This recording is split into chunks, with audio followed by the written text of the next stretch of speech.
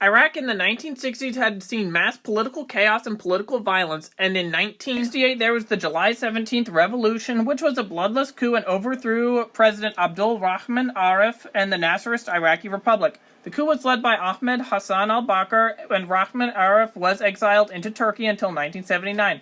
Prime Minister Tahir Yahya was imprisoned for 3 years and would see brutal torture as well as health neglect. Yahya was then put under house arrest after his 1971 release and stayed there until his death in 1986.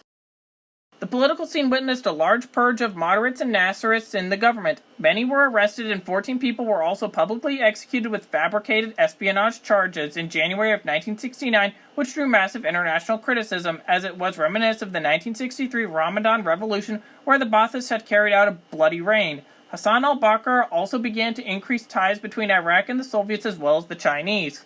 The end of the First Iraqi-Kurdish War also came under al-Bakr's reign. You see, Rahman Arif had seen the futility of the war and began a 12-point peace plan in 1966 that would be implemented by al-Bakr.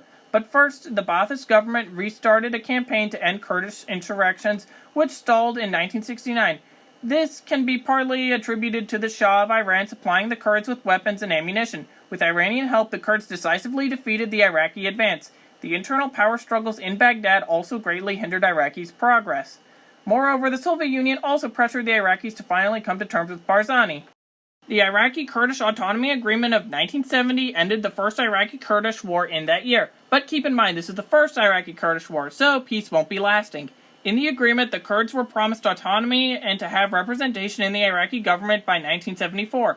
For the time, this agreement was considered to be the largest attempt at ending the Iraqi-Kurdish conflict, which had existed since 1919. But, of course, the Second Iraqi-Kurdish War broke out in 1974 as a result of Iraq's Arabization of the oil-rich Kurdish regions. The Iraqi government launched a new offensive at the Kurdish rebels who were supplied by the US and Israel, while Iraq was supported by the Soviet Union. Iran was also heavily supporting the Kurds, and as the fighting progressed, Iraq informed Tehran was willing to satisfy Iranian demands in return for an end to Iranian aid for the Kurds.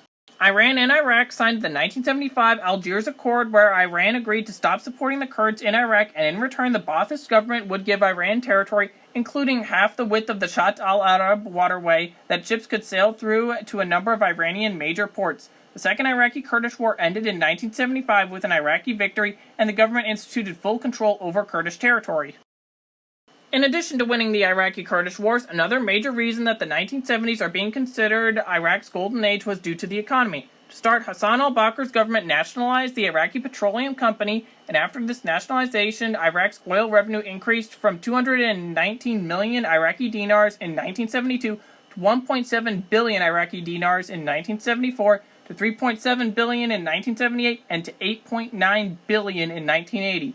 In short, Iraq increased its oil revenue by over 40 times in less than a decade, and after the success of the Iranian Revolution, Iraq became the second largest oil exporter in the world. The increase in oil export rejuvenated the country's economy, and nearly all of the economic indexes increased to unprecedented levels. Furthermore, there were extensive land reforms from the beginning of al-Bakr's reign. His handling of Iraqi agriculture was handled with a populist touch. For instance, in 1969, the government canceled all compensation for sequestered lands. This decree relieved the beneficiaries of land reforms by removing the financial burden.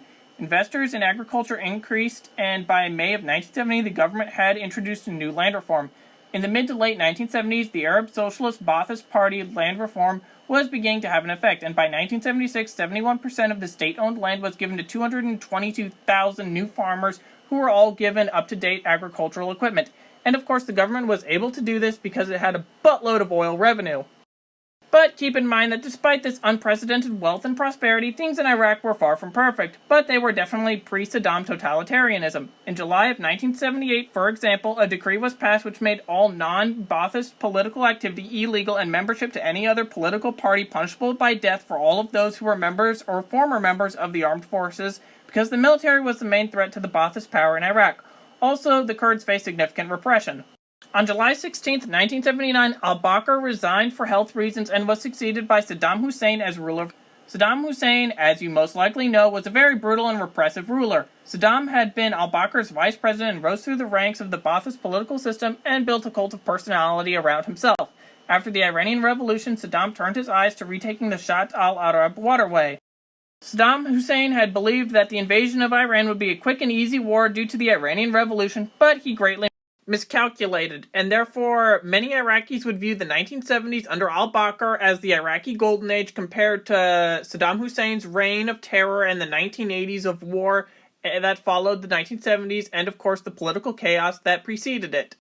Did you know about Iraq in the 1970s before this video? Let me know in the comments, and thank you for watching.